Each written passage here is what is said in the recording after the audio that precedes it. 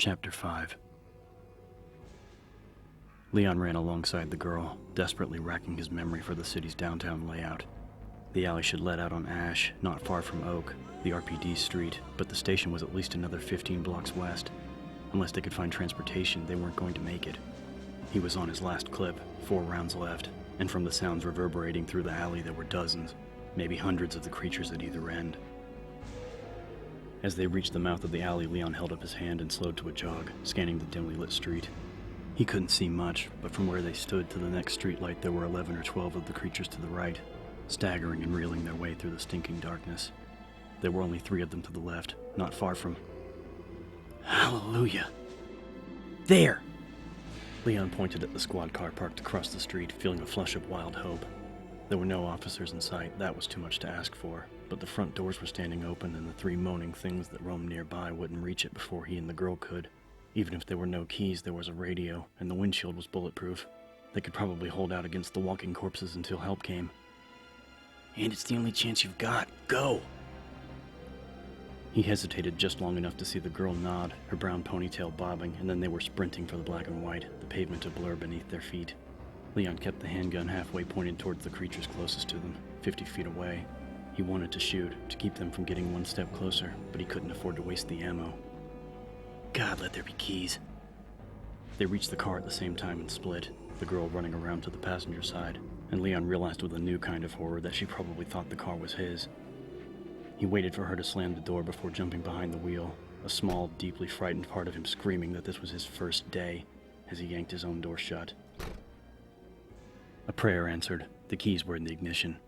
Leon safetied the Magnum and dropped it into his lap as he grabbed the keys, feeling that wild hope once again, like there were options besides dying. Buckle up, he said, barely hearing her response as he turned the keys and the flashers came on. Ash Street and the creatures that stalked it were bathed in blue and red swirls of pallid color, shadows changing form and thickness. It was a vision of hell, and he hit the gas, desperate to get away from it as fast as he could.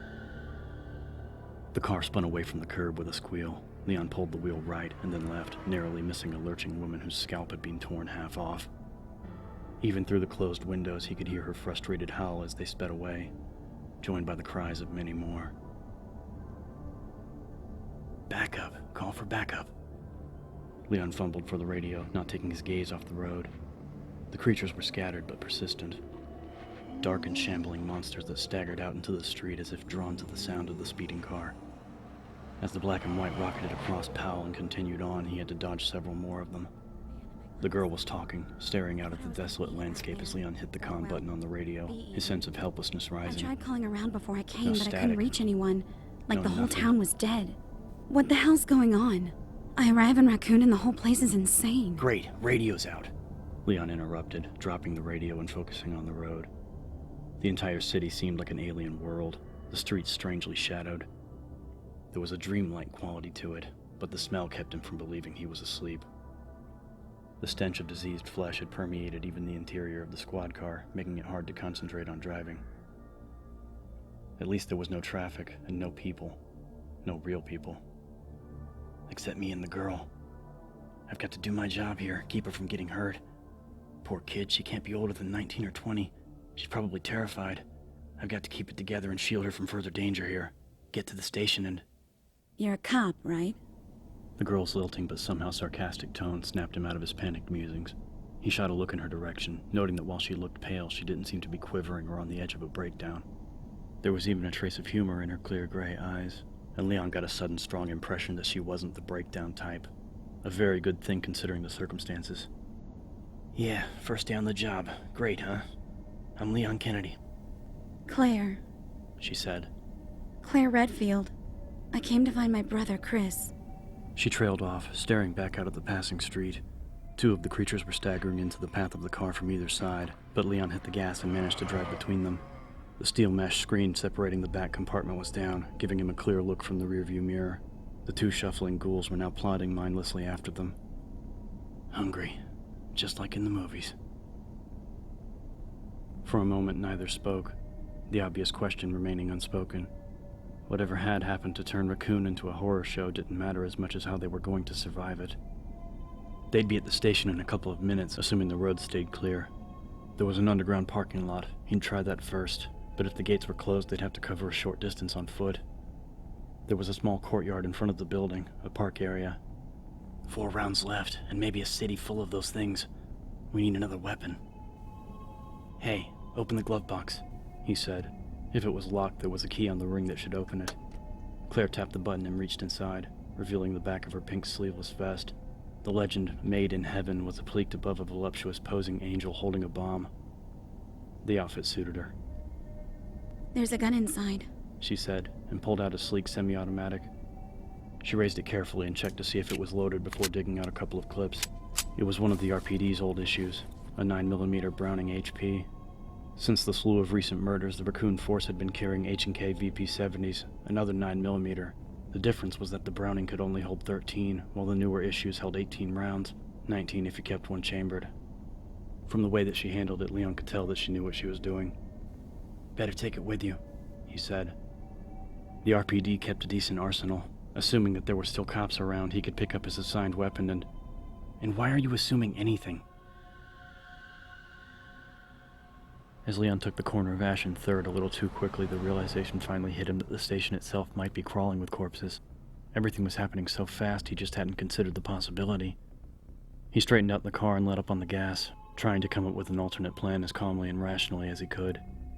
Maybe there was an organized defense at the station, but it wasn't so easy to feel hopeful with the stink of decay so heavy in the air. We have 3/4 of a tank, more than enough to make it over the mountains. We could be in Latham in less than an hour. They could drive by the station, and if it looked unfriendly, just get the hell out of town. Sounded good to him. He started to tell Claire, see what she thought. When the horrible smell of slaughter washed over him and something lunged out of the back seat. Claire screamed, and the monster that had been hiding in the squad car all along grabbed Leon's shoulder with icy hands, its fly-blown breath gusting into his face. It snatched at his right arm, pulling it towards its drool-slicked teeth with inhuman strength. No! Leon shouted as the car veered wildly to the right, jumping the curb and sliding towards a brick building. The creature was unbalanced, losing some of its grip. Leon jerked the wheel, but too late to avoid the wall completely. Metal shrieked, and a brilliant flash of sparks illuminated the groping hands and leering ghoulish grin of their passenger as the speeding car shot back out into the street. The dead thing swung its evil arms at Claire, and without thinking, Leon slammed on the gas and pulled a hard right. The car fishtailed, the back end crunching against the parked pickup and another burst of fiery sparks. The drooling corpse fell back into the padded seat, but immediately pulled itself forward again, gnashing its teeth and clawing for the grill. The squad car sped down 3rd. Leon tried to control the wheel as he grabbed his weapon and half-turned, holding the Magnum by the barrel. He didn't think to take his foot off the gas. Couldn't think of anything except that the zombie was about to sink its teeth into Claire's struggling shoulder. He brought the heavy weapon down and across its face, the butt sliding across flesh that peeled away in a thick flap. Blood gushed from the wound as the grip crushed into its nose, cartilage separating from bone with a wet crunch. Gurgling, the creature clutched at its bleeding head, and Leon just had time to feel a second's triumph when Claire screamed. And Leon looked up to see that they were about to crash. Leon hit the zombie with his gun, and Claire instinctively flinched from the splatter of blood, her horrified gaze finding that the street they were on was about to end. She caught just a glimpse of his white knuckles on the wheel, his clenched jaw. Look out! And the car was spinning, screeching, buildings and streetlights flashing by so fast that all she saw was a blur. And then there was an explosion of sound, of glass shattering and metal compressing as the cop car slammed into something solid, pushing Claire into her seat. The impact hurled the zombie back at the same time, and Claire reflexively threw her arms up as the dead thing crashed through the back window. And then everything was still. There was only the ticking of hot metal and the sound of her own heart thundering in her ears. Claire brought her arms down and saw that Leon had already recovered, was already craning his neck to see the bloody, broken mess sprawled across the trunk, its head hanging mercifully out of sight. It wasn't moving. You okay? Claire turned and looked at Leon, suddenly having to fight off a semi-hysterical laughing fit. Raccoon had been taken over by the living dead, and they'd just been in a serious car wreck because a corpse had been trying to eat them. All things considered, okay was not the first word to come to mind. At the sight of Leon's sincere and stricken expression, the urge to freak out passed. He looked on the edge of a fit himself. Allowing her devastated nerves free rein wouldn't help anything. Still in one piece. she managed, and the young cop nodded, seeming relieved. Claire took a deep breath, feeling like it was the first she'd taken in hours, and looked around at where they'd ended up. Leon had managed a complete 180 at the very end of the street where it teed, the obviously totaled squad car facing back the way they'd come. There were no zombies in the immediate vicinity, but Claire had the feeling that they wouldn't have long to find cover. From what she'd seen so far, most, if not all, of Raccoon had been affected by whatever it was that had happened. She held the handgun tightly, trying to get her tangled emotions under control. Leon started to say something and then stopped, his eyes widening as he stared out the front windshield. Claire followed his gaze, and for a second she could only think that at some point since she'd left the university she'd been cursed. Cursed. Somebody wants me dead. That's all there is to it. A semi was barreling down the street, still several blocks away, but close enough for them to see that it was out of control. The truck veered back and forth, smashing against a blue pickup parked on one side of the street and then plowing through a mailbox on the other. Claire realized with numb horror that it was a tanker, and from the way the haul was sliding dangerously at each frantic swerve, the driver had a full load. In the split second that it took to digest that information, to pray that it wasn't gas or oil, the tanker had half the distance between them. She could actually see the flames painted across the dark green cab, but even then it wasn't real until Leon broke their stunned silence. "Maniac's gonna ram us!" he breathed, and then they were both stabbing at the seatbelt releases, Claire praying that the crash hadn't locked them somehow. The sound of the belts letting go were inaudible beneath the rising monolithic growl of the oncoming tanker and the echoing crunch of cars being sideswiped left and right. It would be on them in a heartbeat. "Run!" Leon shouted, and then she was pushing her way out of the squad car. Cool air against her sweaty skin and the scream of the truck's engine blocking out everything else. She took 3 giant running leaps and then felt as much as heard the impact, the asphalt shaking beneath her feet even as the crash of rending metal thundered behind her. One more flying step and...